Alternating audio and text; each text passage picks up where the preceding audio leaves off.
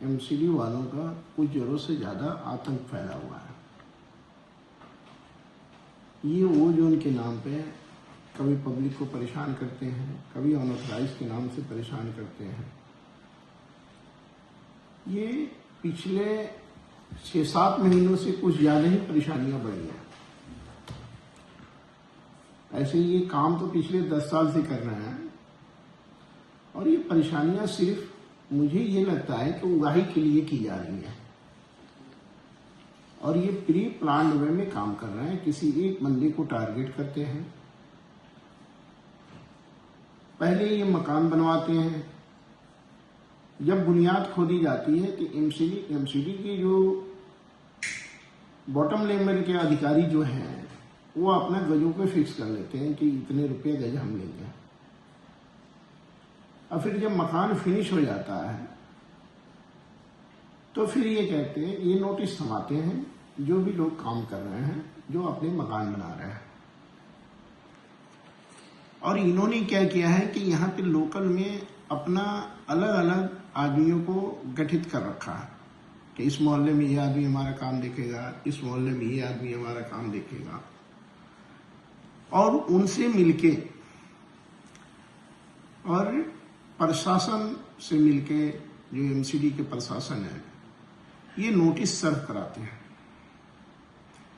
भाई मेरा कहना है कि आप जिस दिन से मकान बन रहा है या बुनियादें खुद रही हैं, आप उसी दिन आके स्ट्रिक्टली मना कर दो कि भाई आप मकान यहाँ मत बनाओ, यहाँ ओजोन लगा हुआ है, या अनऑथराइज कंस्ट्रक्शन है, गवर्नमेंट की तरफ से मना है। तो जो शरीफ और सीधी सादी जो आवाम है, जो पब्लिक है, वहीं पे अपना काम रोक देगी या काम नहीं करेगी। तो एक तरफ तो आप मिल के मकान बनाते हो, लोगों के करोड़ों रुपया इन्वेस्ट करा देते हो, पता नहीं वो कर्ज लेके आता है, जमीनें बेच के आता है, जेवरात बेच के आते हैं, और उनके सपना होता है कि मेरा घर बन गया तो मैं इस घर में रहने आऊंगा। तो उसका क्या होता है कि मकान, घर और जेवरात और कर्जदार प्लस में पैसे कर अपने रिश्तेदारों से, दोस्तों से कर्ज लेके घर बनाता है। आज जब रहने की शिफ्टिंग की बारी आई तो आपने उसको एक नोटिस थमा दिया अनऑथराइज कंस्ट्रक्शन का, और आराम से वो आप डिमोलिश कर देते हैं। मेरे कहने का मतलब, जिस दिन वो शुरू किया उस दिन अगर आप मना कर देते हैं स्ट्रिक्टली, एमसीडी अगर इस पे ध्यान दे, बड़े अधिकारी अगर इस पे ध्यान दें, अपने जो बॉटम लेवल के अधिकारी है जो फील्ड में रहते हैं, उन पे अगर ये सख्ती से पेश आए तो कम से कम जिस बंदे का मकान टूट रहा है तो उसके जेवरात तो नहीं बिकेंगे, वो कर्जदार तो नहीं होगा, गांव की जमीनें तो नहीं बिकेंगी, और उसके सपने तो नहीं टूटेंगे। तो आप शुरू में मना कर दिया करो और बिल्कुल स्ट्रिक्टली मना करो। जैसे आप बिल्डिंग बनने पे डेमोलिशन कर देते हो, वो काम तो आप डीपीसी पे भी जाके डेमोलिशन कर दो और बिल्कुल स्ट्रिक्टली मना कर दो।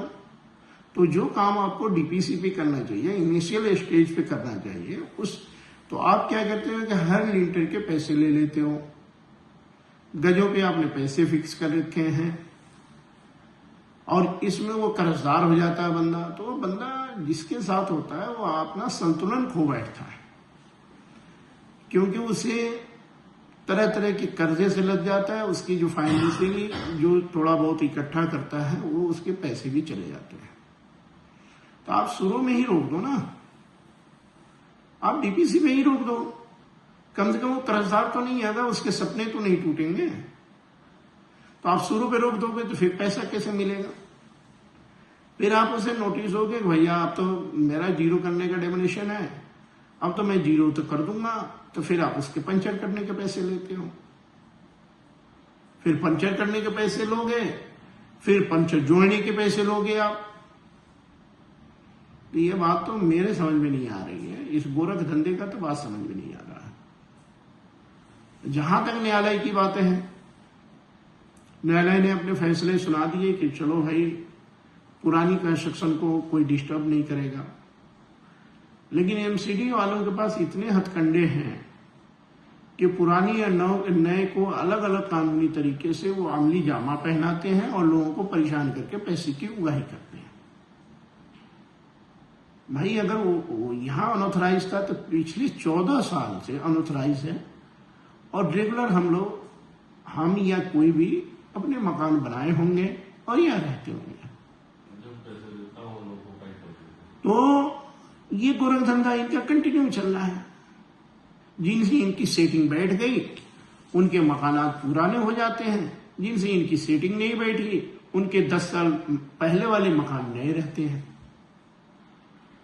तो मुझे एमसीडी के जो बड़े अधिकारी हैं या जो भी प्रशासनिक तंत्र है या जो हमारे नेतागण हैं, सबसे हाथ जोड़ के ये रिक्वेस्ट है कि इस गरीब जनता के साथ ऐसा अत्याचार न हो।